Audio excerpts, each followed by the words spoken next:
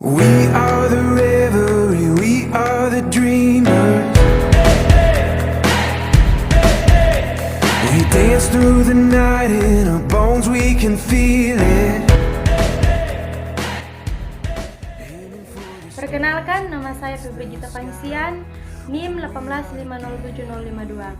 Saya mahasiswa aktif semester 5 di Prodi Pendidikan Biologi, Fakultas Matematika dan Ilmu Pengetahuan Alam, Universitas Negeri Manado.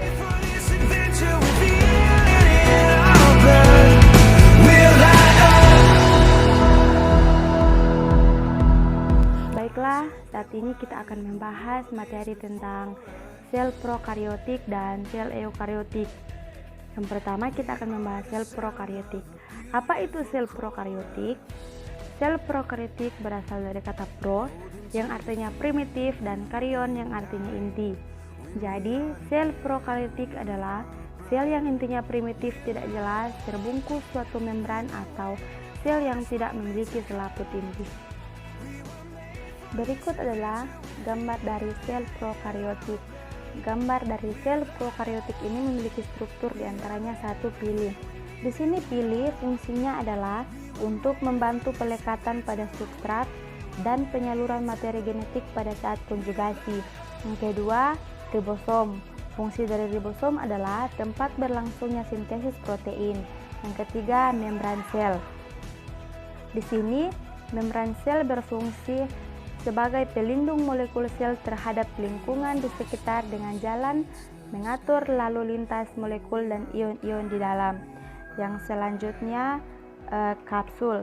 Di sini dalam sel prokariotik, kapsul ini berfungsi sebagai lapisan pelindung penjaga sel dari kekeringan, membantu melekatkan diri pada substrat dan menunjukkan virulensi suatu bakteri. Yang selanjutnya mesosom. Di sini mesosom berfungsi sebagai penghasil energi dan berperan dalam pembelahan sel. Selanjutnya dinding sel. Di sini dinding sel berfungsi sebagai pelindung dan pemberi bentuk yang tetap. Selanjutnya daerah nukleus atau DNA berupa sitoplasma. Di sini fungsinya adalah untuk mencerna makanan secara ekstraseluler untuk melakukan metabolisme sel. Dan terakhir adalah flagella.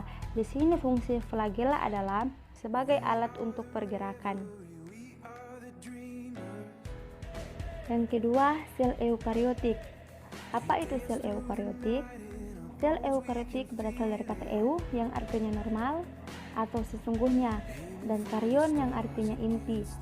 Jadi, sel eukariotik adalah sel yang intinya jelas terbungkus suatu membran, maka materi genetiknya tidak tersebar, melainkan dibungkus oleh selaput. Berikut adalah gambar dari sel eukariotik. Adapun bagian dari sel eukariotik adalah sebagai berikut. Yang pertama, membran sel. Di sini membran sel berfungsi untuk memisahkan isi sel dengan lingkungan luarnya dan menyaring masuknya zat-zat ke dalam sel sehingga tidak semua zat dapat menembus membran sel serta merespons sinyal dari luar. Yang kedua, sitoplasma. Di sini fungsi dari sitoplasma adalah sebagai tempat terjadinya pembongkaran dan penyusunan zat-zat kimia. Selanjutnya, sitoskeleton.